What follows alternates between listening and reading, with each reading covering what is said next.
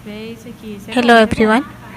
आज आम आलोचना करिबा वितर्क प्रसंग सामाजिक गणमाध्यम मानसिक स्वास्थ्य पई हानिकारक कि। एही वितर्क प्रसंगटी कनिष्ठ विभाग पई उद्दिष्ट। आशा करे एही प्रसंगटी छात्र छात्री मानक पई उपादेय हेबो। तबे एठी मु कहि रखिबी एहा एक नमूना मात्र एवं एहाकू आपण माने निजर किछि ज्ञान परिसर मध्यरु जोड़ी आपण माने एक मौलिक रचना प्रस्तुत करि परिबे एवं ताहाकू प्रतियोगिता रे उपस्थापन करि परिबे। तबे चलंतु आमे आलोचना करिबा।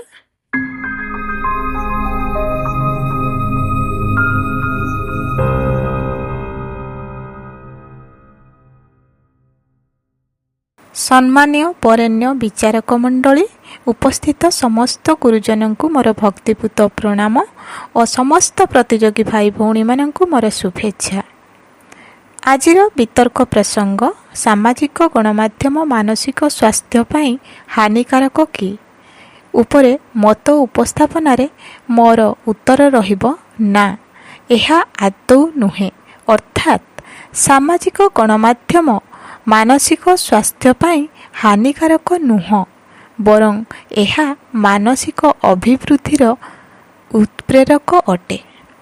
प्रथमत सामाजिक गणमाध्यम कहिले आमे बुझु जे जेउ सबु माध्यम गण जीवनर विभिन्न प्रसंग को परस्पर पाखरे बांटी बसे नुआ विचारशीलता उपरे विभिन्न तथ्य और सूचना प्रकाश करी गणजीवन रे सचेतनतार स्फुलिंग सृष्टि करे। कारण गणतंत्रर चारि स्तंभ मध्यरे गणमाध्यम अन्यतम। गणजीवन को नजर रे रखी गणतंत्रर गतिशीलता हुए, तदनुसायी विकास हुए राष्ट्र। ए क्षेत्र रे गणमाध्यम सचेतनतार इस्ताहार रूपे काम करे।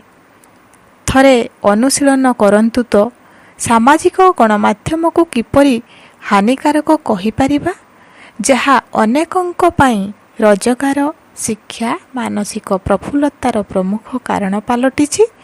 जेउठी आमे अनेक शिक्षक शिक्षयित्री को भेटुछु और सेमानंक ठारू ज्ञान आहरण करुछु, शिक्षा सहशिक्षा कला और विज्ञान आदि रे दुनियार श्रेष्ठ व्यक्तित्व मानक निकटतर होई अनुप्राणित होई पारुछु।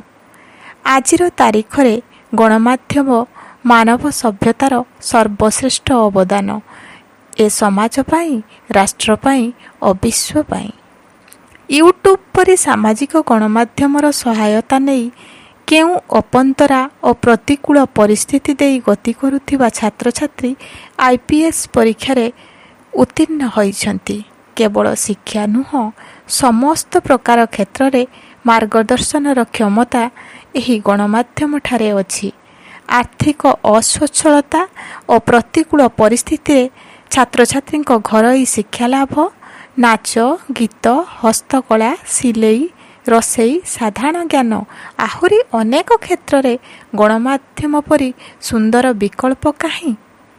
दुर्नीति, भ्रष्टाचार, अपराध, अन्याय समाज रे सबु बेले अछि, मात्र ताहाकु नियंत्रणाधीन करे एही गणमाध्यम गुड़िक।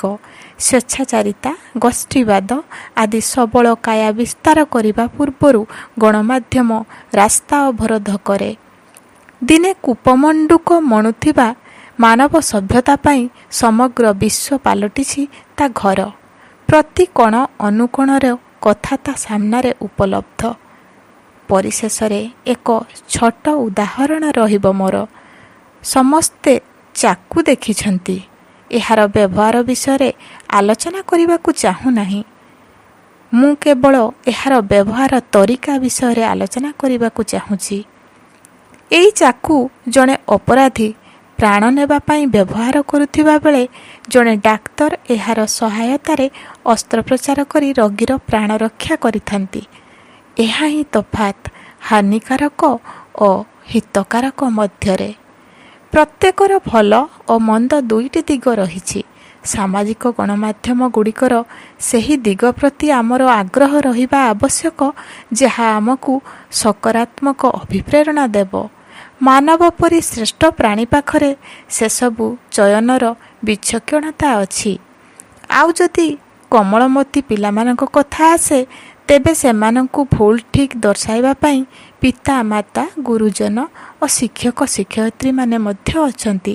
ତେଣୁ ମୋ ମତରେ ଯଦି ଆମେ ସକାରାତ୍ମକ ଢଙ୍ଗରେ ଏହାର ବ୍ୟବହାର କରୁ, ତେବେ ସାମାଜିକ ଗଣମାଧ୍ୟମ ଆଦୌ ହାନିକାରକ ନୁହେଁ, ବରଂ ଏହା ଆମ ସମାଜ ପାଇଁ, ଗଣତନ୍ତ୍ର ପାଇଁ, ରାଷ୍ଟ୍ର ତଥା ବିଶ୍ୱ ପାଇଁ ବରଦାନ ଅଟେ। ଏତିକିରେ ମୋର ବିତର୍କ ଉପସ୍ଥାପନାକୁ ବିରାମ ଦେବା ସହ ସମସ୍ତ ଗୁରୁଜନଙ୍କୁ ପୁଣି ଥରେ ପ୍ରଣାମ ଜଣାଉଛି।